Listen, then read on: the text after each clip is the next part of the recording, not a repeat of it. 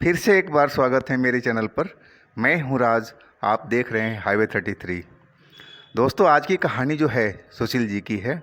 सुशील जी उत्तराखंड के देहरादून के पास के रहने वाले हैं। तो चलते हैं उनकी कहानी में। लेकिन दोस्तों, आपने मेरे चैनल को सब्सक्राइब नहीं किया है तो प्लीज़ कर लीजिए। बहुत बहुत धन्यवाद आपका जी। मेरा नाम सुशील है। मैं एक कंपनी में लगा था काम पर। मैं इंजीनियर था, बीटेक अभी मैंने कंप्लीट किया था। इसके बाद मैं एक दो जगह मैं काम किया, लेकिन इस कंपनी में अभी अभी मैं लगा था। और कंपनी में खैर ज़्यादा पैसे नहीं थे स्टार्टिंग में, लेकिन कंपनी अच्छी थी, तो मुझे यहाँ पर अच्छा लग रहा था। और मैं 4-5 लड़कों के साथ में रहता था, रूम शेयरिंग करके, और उसी में हमारा गुजारा होता था हम सभी का। अब मुझे इस कंपनी में लगभग 1 साल हो चुका था और पैसा मेरा अब सही मिलने लगा था। और इसी बीच मेरी शादी भी हो चुकी थी। जब मैं गांव जाता छुट्टी पर, तब माँ कहती कि बेटा बहू को भी साथ लेते जा, तू वहाँ अकेले रहता है, सही ढंग से खाता है पीता है, मालूम नहीं बहुरिया रहेगी तो सही ढंग से तेरे खाना पीना देगी ना। देख तो कितना कमज़ोर हो चुका है। उसको भेजने पर लगी हुई थी। और माँ को टालते टालते तो बहुत दिन हो चुका था। यानी कि माँ, अब एक ही शर्त है कि मैं, चल मान लिया मैं ले गया, लेकिन मैं तो 9 बजे से लेकर के 6 बजे शाम तक ड्यूटी करता हूँ, तो दिन भर घर पर अकेली रहेगी, ये बोर नहीं हो जाएगी? और कोई दिक्कत हो जाए किसी तरह का, फिर कौन देखेगा? चल तू भी साथ में चल माँ। लेकिन माँ बोली, बेटा मेरे को कहाँ इस उम्र में लेके जा रहा है, मुझे शहर का शोरगुल पसंद बिल्कुल भी नहीं है। वो सीधा मना कर दिया। मेरी पत्नी सब बात सुन रही थी। मुझे इशारे से बुलाया, बोला सुनो जी। मैंने कहा हाँ जी बोलो। बोले एक उपाय है। वो है उपाय मेरी छोटी बहन। वो जाने के लिए तैयार है, मेरे से कई बार बातचीत हो चुकी है, तो क्यों ना उसको लेके चले। कहने कि ठीक है। अब पढ़ाई क्या उसने छोड़ दिया? बोला हाँ 12वीं कर लिया। आप पिताजी ज़्यादा पढ़ाना नहीं चाहते हैं। आप अगले साल या हो सकता है बीच में शादी उसका तय हो जाए। वैसे मेरी पत्नी भी 12वीं तक किया था, तो मुझे अनुमान लग चुका था कि ये लोग ज़्यादा नहीं पढ़ाते हैं। लेकिन ठीक है, तुम पक्का कर लो और मैं जा रहा हूँ। अभी तो मैं 4-5 लड़कों के साथ में रहता हूँ, तो वहाँ तो तुम्हें लेके जा नहीं सकता। मैं जा कर के कोई मकान देखता हूँ, 2 रूम का चाहिए ना कम से कम। एक में हम लोग रहेंगे, एक में तुम्हारी बहन रहेगी। बोले हाँ जी। तो मैं जा रहा हूँ, इसके बाद हम पूरा मकान वकान लेकर के सेट करके तब हम चलेंगे साथ में। बोली ठीक है जी।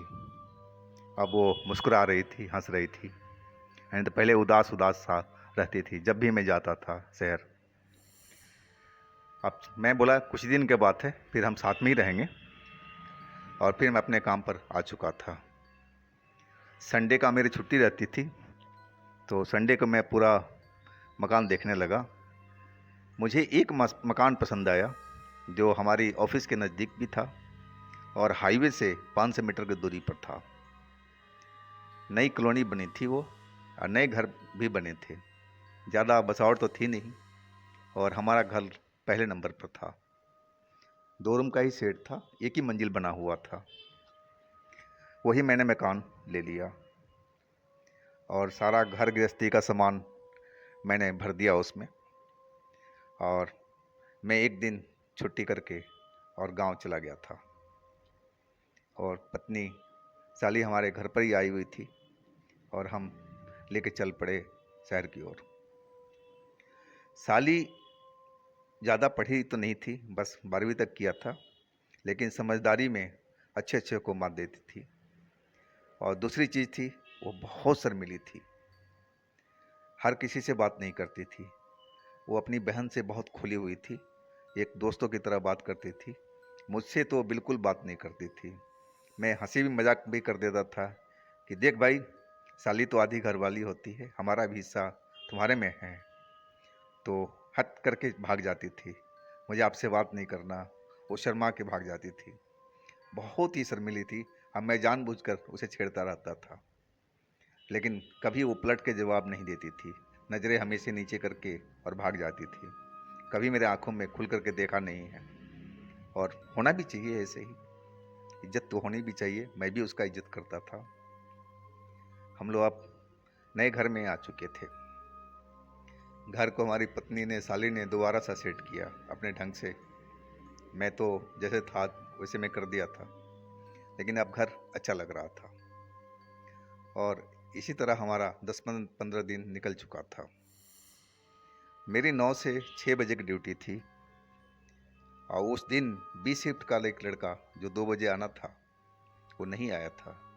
और मैं सुपरवाइज़र था, और मुझे अब रुकना पड़ा, क्योंकि पोस्ट तो खाली छोड़ नहीं सकते थे। तो वही हुआ, मैं उस दिन रुक गया। अब रात को 9 बजे नाइट शिफ्ट वाला लड़का आया, तब मैं वहाँ से निकला अपनी बाइक लेकर के। मेरे पास में एक बाइक थी, और मैं उस जगह पहुँच गया था जहाँ हाईवे से हमें नीचे उतर करके अपने घर की तरफ जाना था। हाईवे तक तो उजाला था, बाकी नीचे उतरते ही अंधेरा अंधेरा सा हो गया था, लेकिन वहाँ अभी लाइट वाइट का कोई रोड पर प्रबंध नहीं था। लेकिन हमारी बाइक की रोशनी काफ़ी अच्छी थी, दूर तक प्रकाश दे रही थी, तो हमें कोई परेशानी नहीं थी, और हम चलते जा रहे थे। हम आधा रास्ता करीब पार कर चुके थे, और तभी अचानक मेरी बाइक बंद हो गई। मैं दोबारा स्टार्ट करने की कोशिश किया, किक मारने लगा, लेकिन बाइक स्टार्ट होने के नाम ही नहीं ले रही थी। मैं स्टैंड पर लगा के पेट्रोल का पाइप वगैरह देखा, कहीं निकल तो नहीं गया। पेट्रोल तो पूरा भरा भरा हुआ था, यानी कि प्लग का तार तो कहीं निकल ना गया हो। वो सब मैं चेक कर लिया, दोबारा स्टार्ट करने लगा, किक मारने लगा, लेकिन स्टार्ट नहीं हुआ। और तभी मुझे लगा कि मेरे गालों को कोई नरम हाथों ने छुआ है, किसी लड़की जैसा हाथ था, बहुत मुलायम सा। मैं चौंक गया पूरा, मेरी बॉडी पूरा कांप गई कि कौन है। मैं मुड़ करके देखा तो वहाँ कोई था ही नहीं। फिर मैं कीक मारने लगा, हो सकता है मेरे मन का वहम हो, और कीक मारने लगा, लेकिन गाड़ी तो स्टार्ट ही नहीं हो पा रही थी।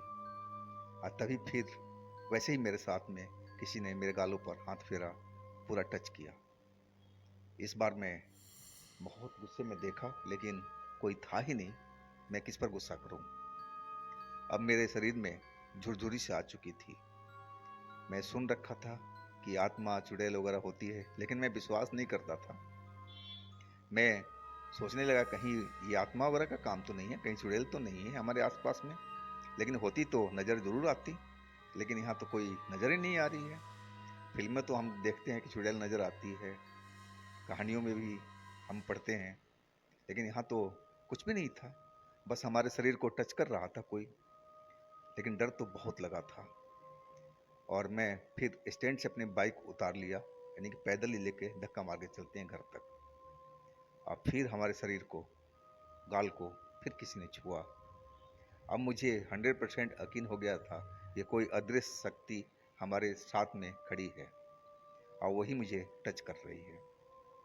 मैं बाइक लेकर धकेलता हुआ अपने घर की तरफ चल पड़ा। मैं पीछे मुड़ मुड़ कर देखे जा रहा था कि कोई नज़र तो नहीं आ रहा है, लेकिन कोई हमारे पीछे दिखाई नहीं पड़ रहा था। मैं घर पहुंच गया था आराम से, कोई दिक्कत नहीं, कोई परेशानी नहीं हुई। मैं आंगन में बाइक को पार्क किया, पैर हाथ धो करके अपने कमरे में आ गया। मेरी साली भी वहीं बैठी हुई थी, मेरी पत्नी भी थी। पानी वानी पी करके मैंने बोला, भाई ऐसा है कि 2 रोटी मुझे जल्दी से दे देना, मुझे नींद आ रही है, मैं आज दिन भर का बहुत ज़्यादा थका हुआ हूँ। पत्नी बोली, 2 मिनट रुक जाइए, गरम गरम ही खिलाते हैं आपको। और मैंने फिर बोला कि सुनो जी। मेरी पत्नी बोली, हाँ जी बोलिए। मैं सारा कहानी अभी वाला जो मैं बता दिया मैंने, जो मेरे गालों पर किसी ने हाथ फेरा था। मेरी पत्नी सुन कर के बहुत ज़ोरों से हंसी और साथ में मेरी साली भी हंस रही थी। मैं पहली बार उसको खुल करके हंसते हुए देखा था। पत्नी हंसते हंसते बोली, मुझे तो लगता है जी किसी चुड़ैल का आपके ऊपर दिल आ चुका है। इतने स्मार्ट और सुंदर हो ही आप कि कोई कोई चुड़ैल भी अपना दिल दे बैठेगी। अब मुझे तो अब थोड़ा बच के रहना पड़ेगा। और फिर वो ज़ोर ज़ोर से हंसने लगी और उसके साथ में मेरी साली भी अब इतनी ज़ोर से हंस रही थी कि हंसते हंसते उसकी आंखों से आंसू निकल रहे थे, पानी निकल रहा था। मैं उन दोनों का मुंह देखने लगा और मैं भी थोड़ा उनका सुर में सुर मिलाने लगा हंसी में। लेकिन हम तो शांत हो गए, लेकिन साली मेरी ज़ोर ज़ोर से हंसते जा रही थी। मैंने बोला पत्नी से, देखो क्या हो गया, हंसी तो रुकवाओ, इतना बड़ा जोक तो नहीं था ये जो तुमने मारा था। अब वो रुक तो गई हंसी उसकी, लेकिन वो खांस रही थी, जोर जोर से खांस रही थी। मैं देख रहा था उसकी आंखें एकदम लाल होती जा रही थी। पहले एकदम अच्छी आंख थी, सफ़ेद सफ़ेद सी काली काली बीच में, लेकिन अब सारा कुछ लग रहा था कि जैसे लाल होता जा रहा हो। और चेहरे का जो रौनक था वो गायब होता जा रहा था। बिल्कुल चेहरा अब सपाट सा दिख रहा था, जिसमें कोई भाव ही ना हो, कोई फीलिंग ना हो, ऐसा कुछ लग रहा था। मैंने बोला जल्दी से पानी पिलाओ अपनी बहन को, इतना तो कर लो कि मैं ही जाकर पानी ले आऊं। वो पत्नी मेरी जल्दी से पानी दिया, तब थोड़ी देर में जाकर के उसकी खांसी शांत हुई। लेकिन अब वो मेरी तरफ मोटी मोटी आंखों से और घुरी जा रही थी। मैं उसकी आंखें देख करके एकदम सिहर गया था। मैंने अपनी पत्नी से बोला, जरा देखो ये कैसे मुझे घूर रही है, जिससे मुझे कच्चा ही खा जाएगी तुम्हारी बहन। पत्नी ने भी देखा, बोली अरे क्या कर रही है भाई छोटी। लेकिन छोटी तो सुनी ही नहीं। मैं बोला भाई इसकी लग रहा है खांसी से तबीयत खराब हो गई है, इसको अपने कमरे में ले जाओ और इसको थोड़ा सुलाओ, शायद सही हो जाए ये। और मुझे ज़रा 2 रोटी दे दो कि मैं खा करके सो जाऊं फटाफट। पत्नी बोले ठीक है जी, मैं इसको ज़रा पलंग तक पहुंचा दूं। वो मेरी साली को लेके चली गई और फिर मुझे किचन से खाना दिया। मैं खाना खा करके और गहरी नींद में सो चुका था। पता नहीं कब मेरी पत्नी आई कि नहीं आई, मुझे कुछ मालूम नहीं है। मेरी जब आंख इसलिए खुली कि मेरे गालों को कोई सहला रहा था, और वैसे ही टच था जैसे मेरे बाइक बंद हुई थी उस टाइम आया था। मेरी नींद खुल गई थी। सामने घड़ी थी टंगी हुई और उसमें देखा रात के 2 बज रहे थे। मेरी पत्नी लाइट बंद करके कभी नहीं सोती थी, तो शायद उसको डर लगता था, तो आज भी लाइट जल ही रहा था। और मैं वो हाथ देखा कि कौन मेरे को सहला रहा है, मेरी पत्नी ही है। तो मैं मुड़कर जो देखा तो देखते रह गया, मेरे तो होश ही उड़ चुके थे। वो मेरी साली थी जो बगल में लेटी हुई थी करवट करके और मेरे गालों को सहलाने की कोशिश कर रही थी।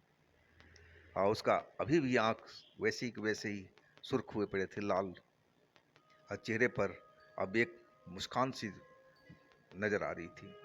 वो मुझे देख करके मुस्कुरा रही थी और एकटक देखी जा रही थी। मैं जोर से चिल्लाया, अरे तुम यहाँ पर कैसे आ गई? तुम अपने कमरे में जाओ, अपने बेड पर सो ना, मेरे साथ में कहाँ आ गई? या तुम्हारी दीदी कहाँ पर है? मैं देखना शुरू किया, मेरी पत्नी मुझे कहीं नजर नहीं आ रही थी। मैंने देखा नीचे तो फर्श पर वो तो गिरी पड़ी थी, लेटी हुई थी औंधे मुंह। नहीं, किसको किया तुमने, क्या किया? मैं अपनी साली को डांटना शुरू किया, लेकिन साली तो एक नशे में थी। वो उस पर उन्माद चढ़ा हुआ था नशे का। वो मुझे बाहों से पकड़ करके जान नहीं दे रही थी, मुझे अपनी ओर चिपकाए जा रही थी। मैं बड़ी मुश्किल से उसका हाथ छुड़ाया, अब पलंग से नीचे उतरा, मेरी पत्नी को सीधा किया, देखा सांसें तो चल रही थी लेकिन बेहोश पड़ी थी। बगल में पानी था और पानी में उसके चेहरे पर डाला, छिड़का, कुछ देर के बाद में उसका होश आया। मैं अपनी साली की तरफ देखा, अभी वो पलंग पर बैठ गई थी। पहले तो लेटी हुई थी, अब बैठ गई थी। अब बैठ के मुझे एकटक देखे जा रही थी। और चेहरे पर वही मुस्कान जो मैं देखा था, उसी तरह का मुस्कान दिख रहा था अभी भी। पत्नी मेरी अब उठ चुकी थी। मैंने बोला, तुम यहाँ पर कैसे आ गई? और तुम्हारी बहन हमारे बगल में आकर के लेटी हुई है, और देखो कैसे कर रही मेरे साथ में। अगर मेरा नींद नहीं खुलता, पता नहीं मेरे साथ में क्या करती है नींद में। इसको जरा भी शर्म नहीं है? क्या हुआ है इसको? इसकी जरा आंखें देखो, और कैसे मुस्कुरा रही है बेशर्म की तरह। पत्नी बोली, मैं तो आपके साथ सो रही थी जी। दरवाजा तो हम बंद नहीं करते, आपको मालूम ही है। कि कभी कभी ये डर जाती थी हमारी बहन, तो आ जाती थी इसी कमरे में, नीचे दरी बिछा करके सो जाती थी। तो आज भी हमने दरवाजा बंद नहीं किया था। अब मैं सो रही थी, अचानक मेरे सर पर लगा किसी ने कुछ मारा है, और मैं बेहोश हो चुकी थी। इसके बाद मुझे मालूम नहीं, आपने ही मुझे उठाया है। यानी कि हो ना हो, ये सब तुम्हारा इसी बहन का करतूत है। और देखो, अभी भी वो उठ नहीं रही है, और ये मोटी मोटी आंखों से देखे जा रही है। मेरी बहन गई उसको हाथ पकड़ करके उठाने के लिए, और इतनी तेज धक्का मारा मेरी पत्नी को कि वो दीवार से टकरा गई थी। और इतना भयंकर आवाज़ में बोली, कर्कश आवाज़ में। वो थी तो औरत की आवाज़, लेकिन बहुत भारी है, बहुत कर्कश। तुम मुझे इनके साथ रहने दो, नहीं तो तुम्हें मैं मार दूंगी। इस तरह की वो बातें बोल रही थी मेरी पत्नी को। और पत्नी को मैंने बोला, अरे भाई तुम सही हो, ज़्यादा चोट तो नहीं लगी? वो उठ चुकी थी। यानी कि इस पर कोई आत्मा सवार है। मैं जो तुम्हें बताया था ना, सेम वही कहानी चल रही है। शायद वो आत्मा मेरे साथ में यहाँ तक आ चुका है। ये कोई चुड़ैली है। मैं अपनी पत्नी को समझाने की कोशिश कर रहा था, कुछ करो, तुम लोग तो गांव में रहते हो, मुझे तो ज़्यादा कुछ पता नहीं। मेरी पत्नी आंगन की तरफ भागी तेजी से, और जब वापस आई तो उसके हाथ में कोई जल था। शायद वो गंगा जल था, जो हमारे आंगन में एक छोटा सा हमने मंदिर बनाया हुआ था। अब मेरी पत्नी सुबह शाम पूजा करती थी और जोत जलाती थी, और वो गंगा जल अपने हाथों में लेकर के अब मेरी बहन के ऊपर में छिड़क दिया था। जैसे ही जल छिड़का, मेरी बहन, वो मेरी साली, नीचे पलंग पर गिर गई थी। वो बैठी हुई थी पहले, अब वो लुढ़क चुकी थी पलंग पर। अब वो बेहोश हो चुकी थी शायद। हम लोग देखे जा रहे थे उसको, लेकिन होश में नहीं आ रही थी।